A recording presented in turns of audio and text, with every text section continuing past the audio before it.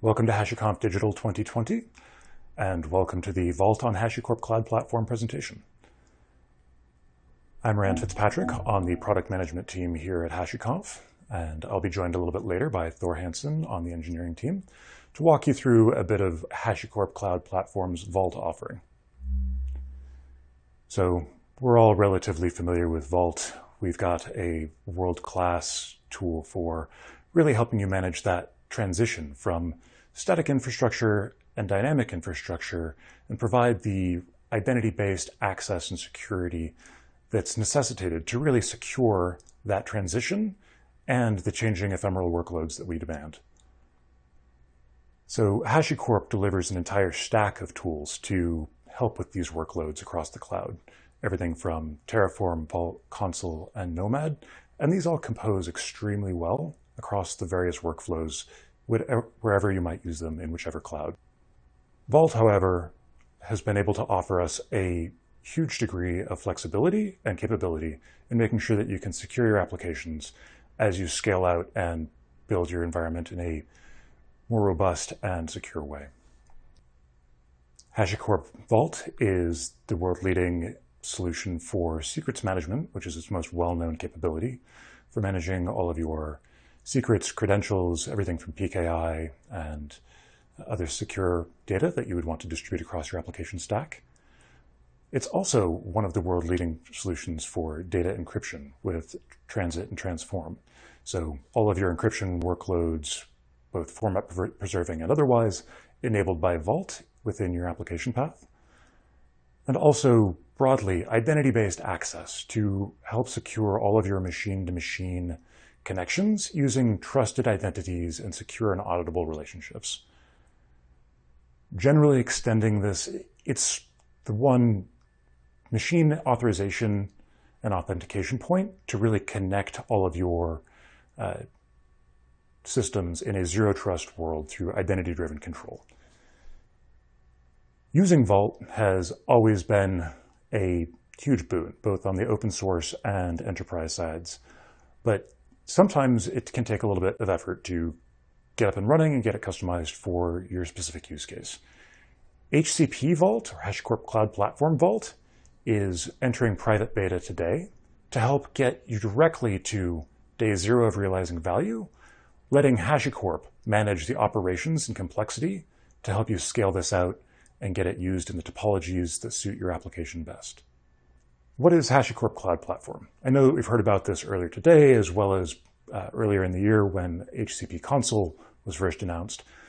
But the true vision is that it takes care of the push-button deployment, infrastructure management, and multi-cloud workflows that are going to help you extend HashiCorp's tools wherever you are in terms of your cloud deployment journey and scale with you as you grow. So push-button deployment, all we need to do to instantiate a Vault cluster for use at this point is come into HCP. Once we've got an HVN, which is the HashiCorp virtual network, just instantiate a cluster. And within 10 minutes, usually faster, we will have spun up a full production scale Vault cluster ready for your use. And that infrastructure will be fully managed. Not only will we have its current state, we'll have its logs, we will have its status. The entire SRE teams for HCP will be monitoring and making sure that it's up to date and keeping it up with patches and version progression so that you're always using the healthiest and most well-secured version of Vault. And in terms of really supporting those multi-cloud workflows, HCP is going to have this same set of extensible capabilities and well-managed primitives that work wherever you are. Now, right now, HCP is primarily on AWS, but we're rapidly expanding, and you'll be able to deploy this wherever you need your workloads. So on top of that HCP platform, we're bringing you HCP Vault, which is really our best attempt to offer you Vault ready to go, ready to securely support your dynamic infrastructure. We're going to get a little bit into the specifics before I hand it off to Thor about how we're actually bringing this to you in a way that's going to support your infrastructure. So I mentioned earlier that we've got HVNs. These are the HashiCorp wrapper over an isolated network and compute environment. We support a fully replicated Vault cluster with integrated storage and replication within that environment. And that environment is owned entirely by the end user. The only things running in there end up belonging under an account for that end user, and it's a very secure space. The control plane for the HashiCorp Cloud Platform will exercise command actions that can help converge and recover and always make sure that your systems are in a well-running state. And we can scale out from here to make sure that as your capacity needs grow, we can increase the horizontal and vertical scalability of these clusters to meet both your storage needs, your throughput needs, and your processing needs, depending on how your workloads are arrayed across static secrets, dynamic secrets, and encryption type workloads. Also in these environments are secure snapshots and restore capabilities and audit logging to make sure that as you go through your Vault lifecycle, we can always make sure that you have the data that you need to both recover as well as maintain your auditability and data retention requirements. And as you connect this with your infrastructure, we offer a number of secure pathways, everything from current modality of VPC peering to more direct connections through VPNs and other network topologies. This is to make sure that wherever you use your infrastructure, HCP Vault can be there to support you. And as I mentioned, we really want to focus on getting you to day zero value. So instead of working to right-size your cluster, working to make sure that your storage and backup workflows are well executed, you can really just instantiate a Vault cluster, export some environment variables, and through the Vault client, immediately get up and running and connected to your Vault cluster and start using it. So what does this allow us to do? Instead of worrying about all the operations, you can jump directly to your production needs. You can start focusing on what it means to develop against Vault and get it integrated into your environment. It can help you focus on understanding what auth methods and secrets engines and policies are going to be useful in supporting your application environment, rather than focusing on the operations work up front. Likewise, we'll offer lightweight developer services to help you test with Vault, learn Vault, and integrate into your applications without having to impact your full-scale production clusters. All of these available dynamically within your HVN on HCP.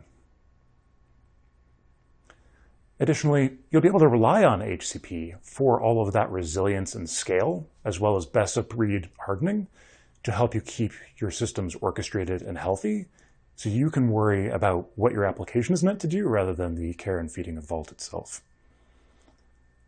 And finally, we help enable the future with secure integration. HCP makes it easier to stay up to date with new versions of Vault as they go, updating seamlessly behind your application facade, as well as being able to take advantage of additional capabilities that we build onto the platform as HCP grows and develops over time.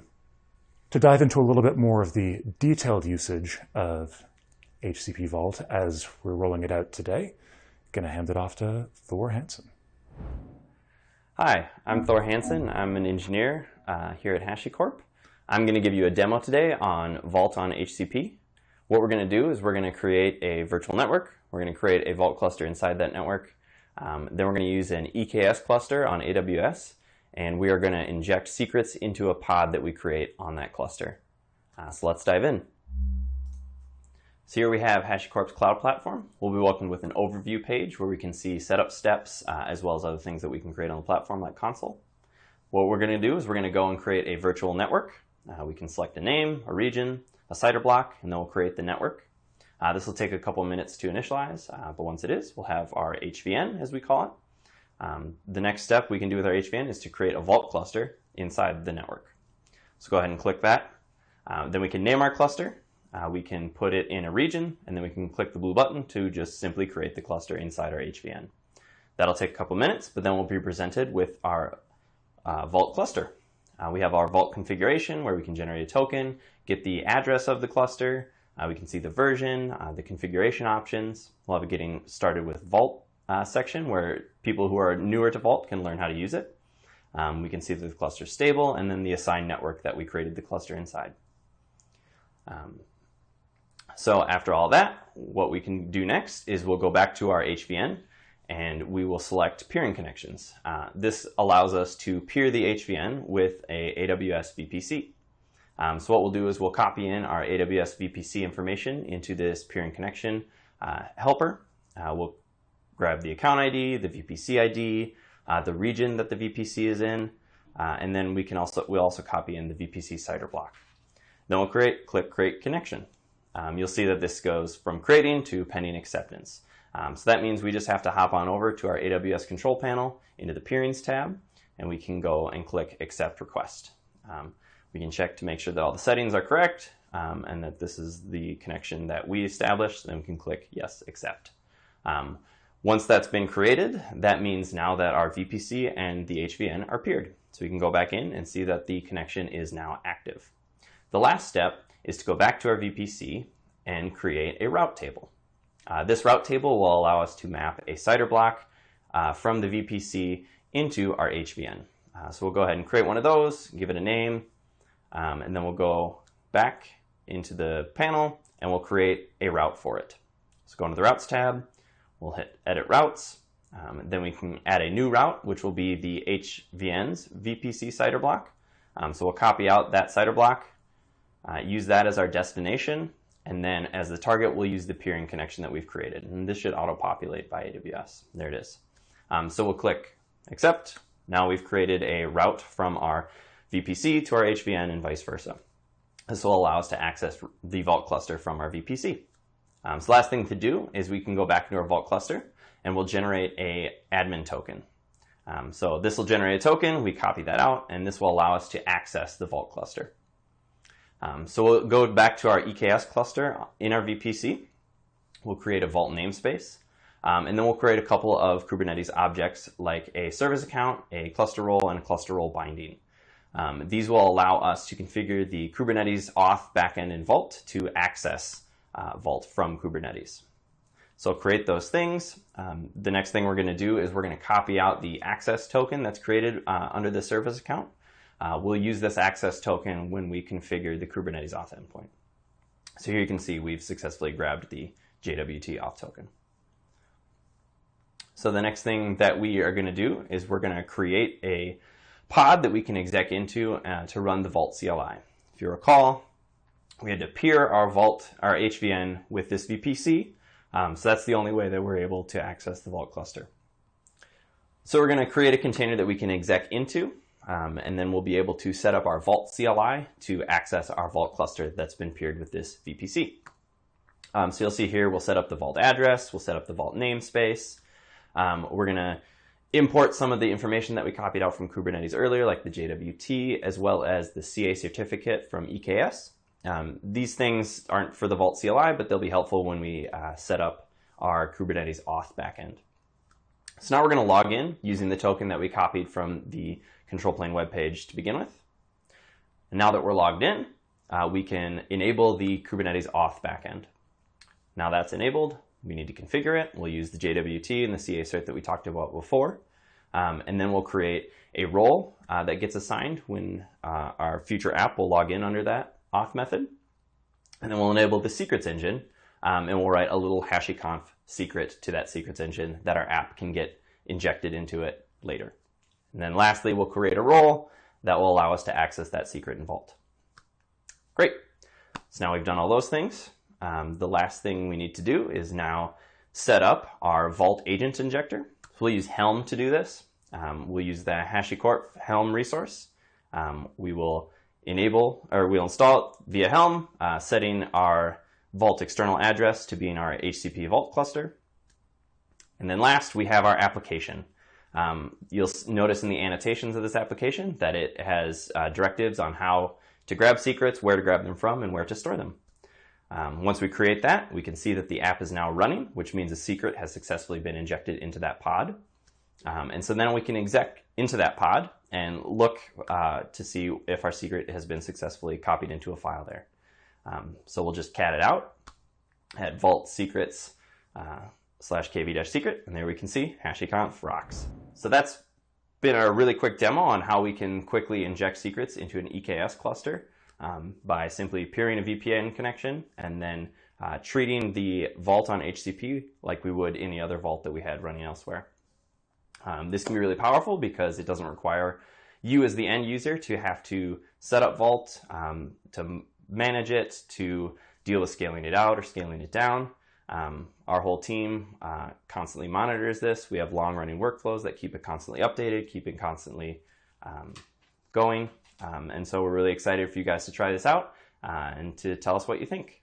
I'm going to pass it over back to Rand now so he can wrap up. Thanks. And as I mentioned, HCP Vault is launching in private beta today. Now, while this is a private beta and we're making sure that it's ready for broader use extremely soon, we'd love to have those of you who'd like to get on board. Please reach out. We've got the link there at hashi.co/cloud-platform. Let us know, and we'll love to get you set up. Thank you again.